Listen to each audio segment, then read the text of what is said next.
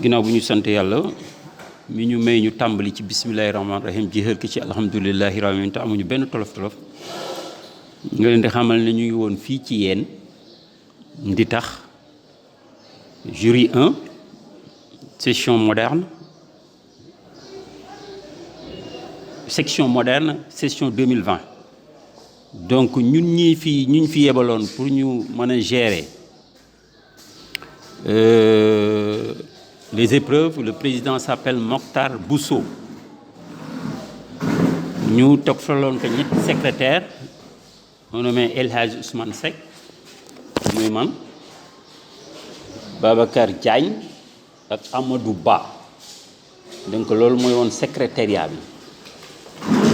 Donc, les plus l'administration, donc nous avons gérer notes et tout. N'est-ce pas?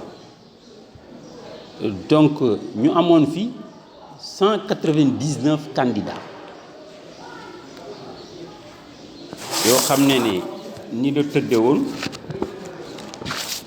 On avait au niveau de, pour le YEN, CMYN, on avait 116 candidats, dont 45 garçons et 71 filles. Pour le collège privé, il y avait 2 collèges, il y avait 2 privés. Imam Ahmedou Lamine Gom et le Savoir. Donc, il y avait une école privée. Au total, il y avait 10 garçons, 8 filles, ça fait 18 au total pour le privé. Et pour les candidats individuels, nous avons des candidats libres, il y avait 35 garçons et 30 filles, ça fait 65. Donc, pour le centre, on avait 90 garçons. Pour le centre, on avait 90 garçons et 109 filles. Au total, 199. Donc, les 199, il y avait 3 absents. Tous les 3 absents sont des candidats libres, dont 2 garçons et 1 fille. Ça fait au total 3. Donc, on composait pour le public 116, pour le privé 18 et pour les candidats individuels 62. Ça fait un total de 196 candidats ont composé. Admis d'office au premier groupe, nous avons garçons.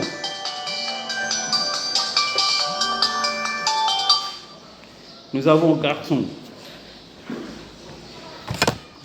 garçons public, garçons 15, filles 21, total 36 admis pour le public. Pour le privé, nous avons 3 garçons, 2 filles, ça veut dire au total 5 pour le privé. Pour les candidats individuels, nous avons 13 garçons, 5 filles, ça fait 18. Donc pour le total du centre, on a 31 admis filles, garçons 31 garçons, 28 filles, ça fait au total 59 admis pour le centre. Maintenant, ceux qui sont autorisés à subir les épreuves du deuxième groupe. Pour le public, on a 15 garçons, 21 filles, ça fait 36 au total. Pour le collège privé, on a 6 garçons, 3 filles, ça fait au total de 9. Et pour les candidats individuels, on a 17 garçons, 16 filles, 30, ça fait au total de 33. Pour le centre, on a les élèves qui auront à subir le deuxième tour. On a 38 garçons, 40 filles, ça fait un total de 78. Donc,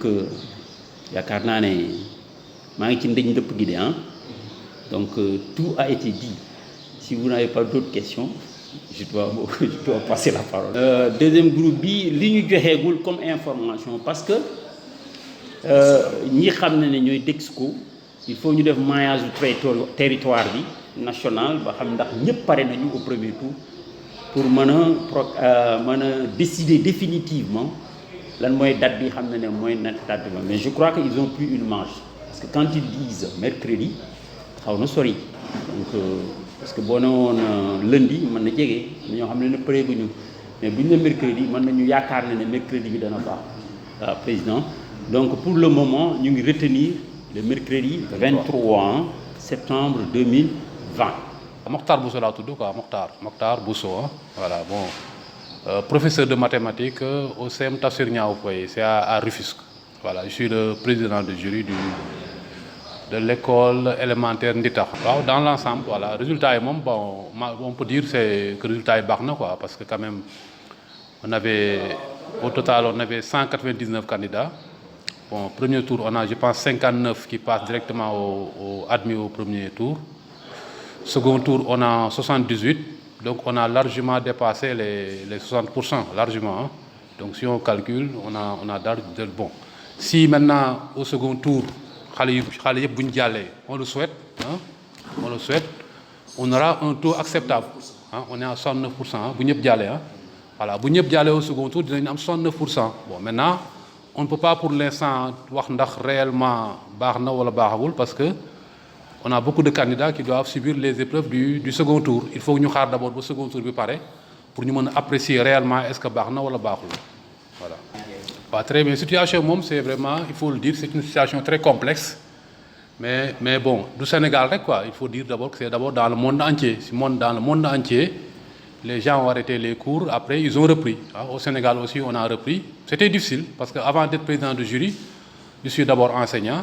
Voilà, donc dans ma classe, j'avais des problèmes avec mes élèves parce que, bon, on a arrêté depuis le mois de mars, on a repris au mois de juin. Hein? Voilà, on a repris au mois de juin. Donc, si vous regardez, les gens presque 4 mois.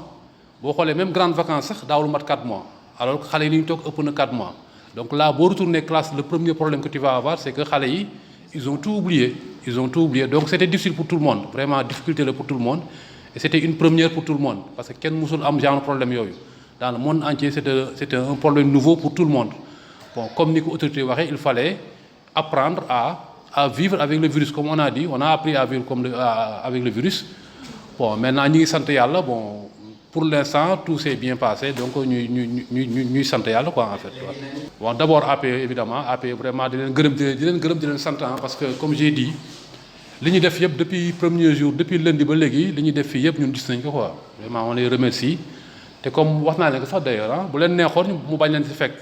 parce que nous sommes des agents de l'État. Hein?